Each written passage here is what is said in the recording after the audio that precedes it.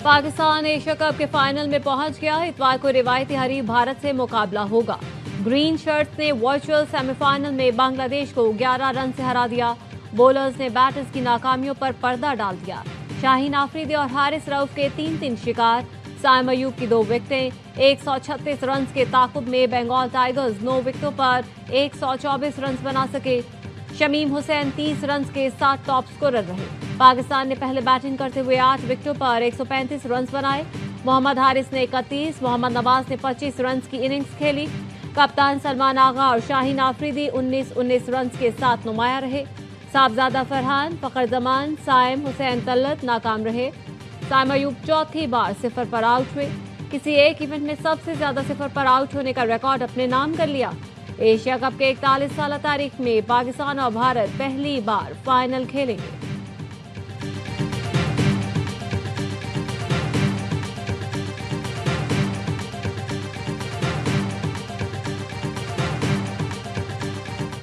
Coach ने गुर बताया, शाहीन ने आजमाया। शमीम को डग आउट भेज दिया गया। बांग्लादेश के खिलाफ मैच सनसनीखेज मरहले में दाखिल हुआ तो माइक हैसन ने शाहीन को आहिस्ता गेंद करने का मशवरा दिया। शाहीन ने वैसा ही किया और शमीम कैच आउट हो गए। शाहीन ने कोच को देखकर जश्न मनाया। सियासी बयानबाजी भारतीय कप्तान सूर्या कुमार के गले की हड्डी बन गई। आईसीसी की जानिब से सरजनिश, मजीद कार्रवाई का भी इम्कान। जराये का कहना है सूर्या ने अपनी गलती का एतराफ कर लिया। सूर्या को उनकी वीडियो रिकॉर्डिंग दिखाई गई। उन्होंने गलती मान ली। दुबई में मैच रेफरी रिची रिचर्डसन ने समाअत की। कप्तान को बचाने के लिए भारतीय बोर्ड के 3 अफसर मौजूद थे। भारत के ओछे हथकंडे पाकिस्तानी खिलाड़ियों के खिलाफ शिकायत कर दी। साहबजादा फरहान और हारिस रऊफ के अंदाज को मुतनाज़ कहा।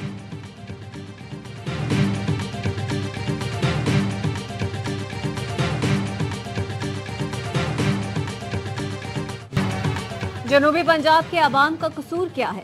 बिलावल भुट्टो वफाकी हुकूमत पर बरस पड़े। चेयरमैन पीपल्स पार्टी ने कहा, मुल्तान, बहावलपुर, लोधरा, जलालपुर के इलाके पानी में है। वहां के लोग दरबदर हैं, सड़कों पर रह रहे हैं। वफाकी हुकूमत अना की वजह से BISP से मदद नहीं कर रही। वफाकी हुकूमत को आलमी इमदाद की अपील भी करनी चाहिए। बर वक्त आलमी इमदाद की अपील करते तो मुतासरीन की ज्यादा मदद कर सकते थे। मुतासरीन को बेनजीर इनकम सपोर्ट प्रोग्राम के जरिए मदद फराहम की जाए। सिंध हुकूमत किसानों को ज़राई पैकेज देने जा रही है।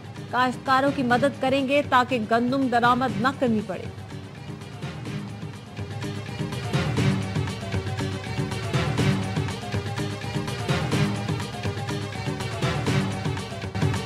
पंजाब की तरफ उठने वाली उंगली तोड़ दूंगी। रोज मशवरे आ रहे हैं, दुनिया से इमदाद मांगो।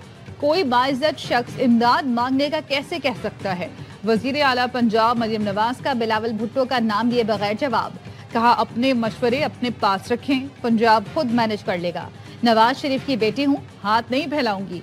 पंजाब के वसाइल से तामीर नौ का काम कर रहे हैं। बेनजीर इनकम सपोर्ट प्रोग्राम 10,000 रुपए देता है। हमने 10 लाख रुपए दिए हैं। वजीर आला पंजाब मरियम नवाज का जवाब। कहा, अफसोस है पीपल्स पार्टी ने पंजाब में सैलाब पर सियासत की। बिलावल भुट्टो छोटा भाई, पीपल्स पार्टी के तर्जुमानों को समझाएं सिंध में क्या हाल है, इस पर बात नहीं करना चाहती। डीजी खान में इलेक्ट्रिक बस मंसूबे की इफ्तिताही तकरीब से खिताब में कहा, बार बार जनूबी पंजाब का नाम लेकर लकीर खींचने की कोशिश की जाती है। जो बार बार जनूबी पंजाब करते हैं उन्हें भी इक़्तिदार मिला था, लेकिन काम वहाँ नवाज शरीफ ने किया। मैं वस्ती या जनूबी नहीं, एक पंजाब की वजीर आला हूँ। जैसे एक माँ बच्चों में तफरीक नहीं कर सकती, ऐसे ही मैं बतौर वजीर आला अवाम में तफरीक नहीं कर सकती।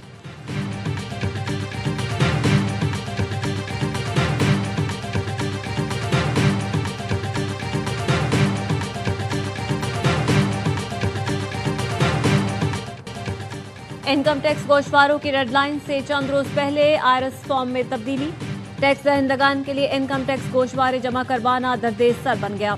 FBI ने गोशवारों में असासों की मार्केट वैल्यू जाहिर करना लाजमी करार दे दी।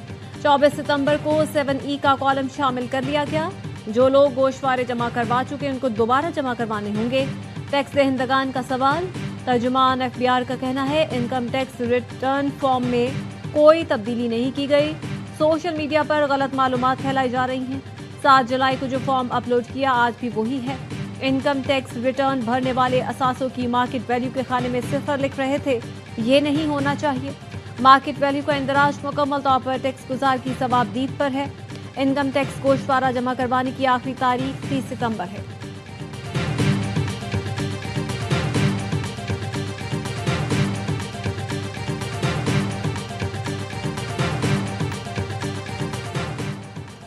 सेनेटर फैसल वोडा ने टैक्स ना देने वालों को खबरदार कर दिया। कहा, टैक्स देने की शरह कम से कम 15% इजाफी ना हुई तो अगले पिछले सारे गोशवारे खोल दिए जाएंगे। सख्त क्रैकडाउन की तैयारी है, फिर 30% में भी जान नहीं छूटेगी। सोशल मीडिया पर लग्जरी लाइफस्टाइल और गोशवारों के फर्क की लिस्टें तैयार हैं। टैक्स चोरों की निशानदेही करने वालों को बड़ा इनाम दिया जाएगा। दोस्तों, फिर ना कहना मैंने इत्तला नहीं दी।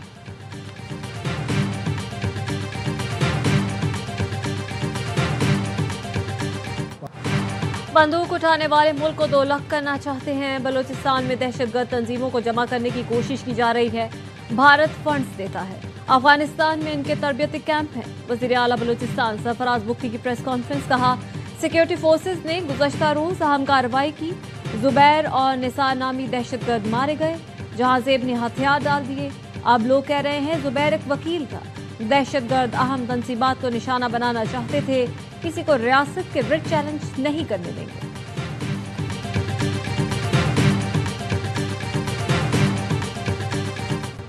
बलूचिस्तान के मसाइल का हल सियासी है। ऐसे फैसले करने पड़ेंगे जिसका फायदा मकामी लोगों को हो। Chairman peoples party Bilawal Bhutto Zardari कहते हैं, कलअदम तंजीमों ने जंग में दुश्मन का साथ दिया। कोशिश है भारत का नेटवर्क तोड़ा जाए। कराची के मसाइल बहुत ज्यादा हैं। वजीर आला से कहूंगा विफाकी इदारों से बात करें। हम सड़कें बनाते हैं, कोई आकर खुदाई कर देता है।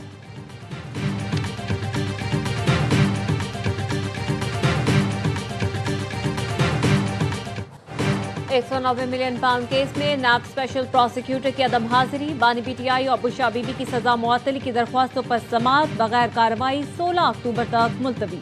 26 नवंबर एहतजाज केस। थाना टैक्सिला में दर्ज 2 मुकदमात में नामजद 4 मुल्जिमान ने जुर्म कबूल कर लिया। रावलपिंडी की इंसदादी दहशतगर्दी अदालत में मुल्जिमान ने मौक़िफ़ अपनाया। पीटीआई क़यादत के उकसाने पर एहतजाज में शामिल हुए। अदालत ने तीनों को 4-4 माह कैद की सजा सुना दी। 26 नवंबर एहतजाज केस में 126 मुल्जिमान जुर्म कबूल कर चुके हैं।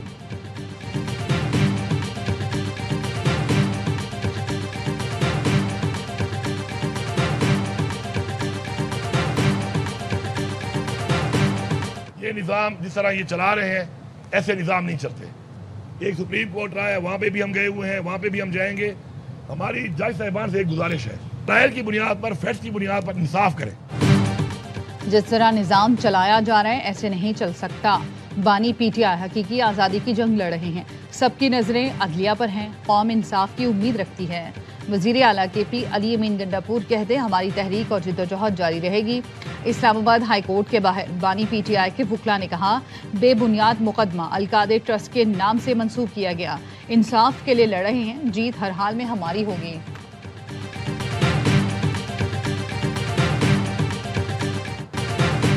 तुर्क सदर तैयब एर्दोगान व्हाइट हाउस पहुंच गए। अमेरिकी सदर डोनाल्ड ट्रंप ने तुर्क हम मनसब रजब तैयब एर्दोगान का इस्तकबाल किया।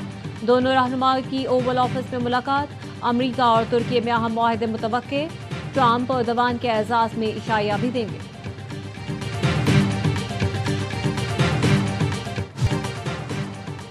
सोशल मीडिया इन्फ्लुएंसर्स इकरा कंवल, नदीम मुबारक, हसनैन शाह के खिलाफ 3 मुकदमा दर्ज। National cyber crime investigation agency का कहना है, मुल्जिमान को 3 बार तलब किया लेकिन तफ्तीश में शामिल नहीं हुए। तीनों यूट्यूबर्स गैर कानूनी ऑनलाइन ट्रेडिंग ऐप्स की तशहीर में मुलव्वस हैं। डाकुओं की सहूलतकारी के इल्जाम में कश्मीर से गिरफ्तार टिकटॉकर अरूसा सोलंकी 14 रोजा रिमांड पर जेल मुंतकिल। पुलिस ने बताया, मुल्जिमा पर हनी ट्रैप, इख्वा बरए तावान और सहूलतकारी के मुकदमात हैं।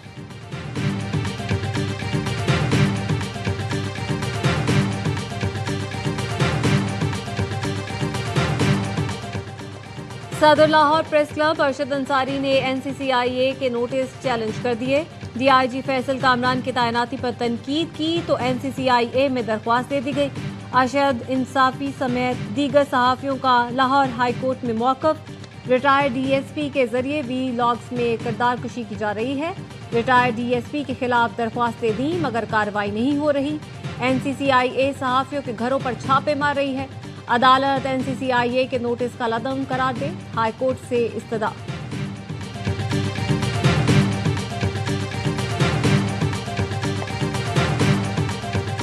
country is reeling from intense monsoon rains, cloudburst, flash floods. Pakistan's contribution to global greenhouse gas emissions is almost negligible, but we bear impacts far beyond our share. Pakistan इस वक्त मौसमियाती तब्दीली का सामना कर रहा है। मॉनसून बारिशें, क्लाउड बर्स्ट और अर्बन फ्लडिंग जैसे चैलेंजेस दरपेश हैं। हालिया सैलाब से 50 लाख अफराद मुतासर, 1000 अफराद जान से गए, 4000 देहात सैलाब की तबाहकारी का निशाना बने। वजीर आजम शहबाज शरीफ का अक़वाम मुत्तहिदा की क्लाइमेट समिट से खिताब। कहा, कार्बन गैसेस के अखराज में हिस्सा न होने के बावजूद पाकिस्तान मुतासर है। मुल्क में मुतबादिल तवानाई और ग्रीन एनर्जी को फ़रोग़ दिया जा रहा है। माहौलियाती तहफ़्फ़ुज़ के लिए तरजीही बुनियादों पर शजरकारी की जा रही है। कर्ज और मज़ीद कर्ज मसले का हल नहीं। उम्मीद है आलमी बरादरी अपने वादों पर अमल करेगी।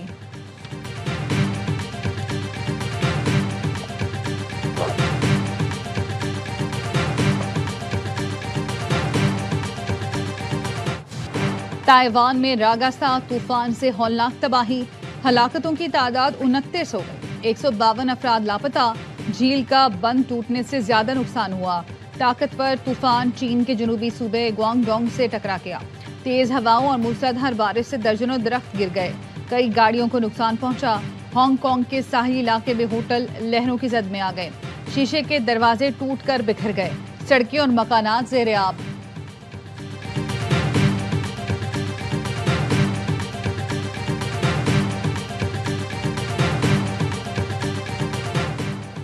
गजा की मुकम्मल इंतजामी जिम्मेदारी लेने को तैयार है। महमूद अब्बास ने फलस्तीनी रियासत के कयाम को खित्ते में अमन की वाहिद जमानत करार दिया। फलस्तीनी अथॉरिटी के साथ कहते हैं फलस्तीनियों की जबरी बेदखली और इसराइली कब्जे को किसी सूरत कबूल नहीं करेंगे। आलमी बरादरी इसराइली जारियत रुकवाए, फलस्तीनी अवाम आज़ादी और इंसाफ के लिए जदोजहद जारी रखेंगे। डोनाल्ड ट्रंप की खुसूसी एलची वेटकोफ का कहना है कि अमरीकी सदर गजा जंग का फौरी खात्मा चाहते हैं। मुस्लिम रहनुमाओं को गजा जंग खत्म करने के लिए 21 निकाती प्लान पेश कर दिया। इसराइल हर गुजरते दिन के साथ आलमी सतह पर मजीद तन्हा हो रहा है। आने वाले दिनों में किसी ब्रेक थ्रू का इम्कान है।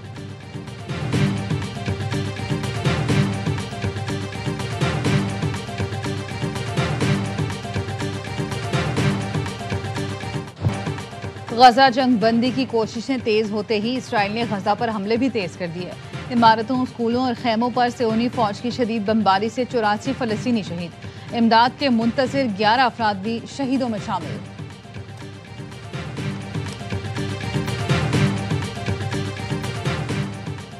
फ्रांस के साबिक सदर निकोलस सरकोजी को करप्शन केस में 5 साल कैद की सजा।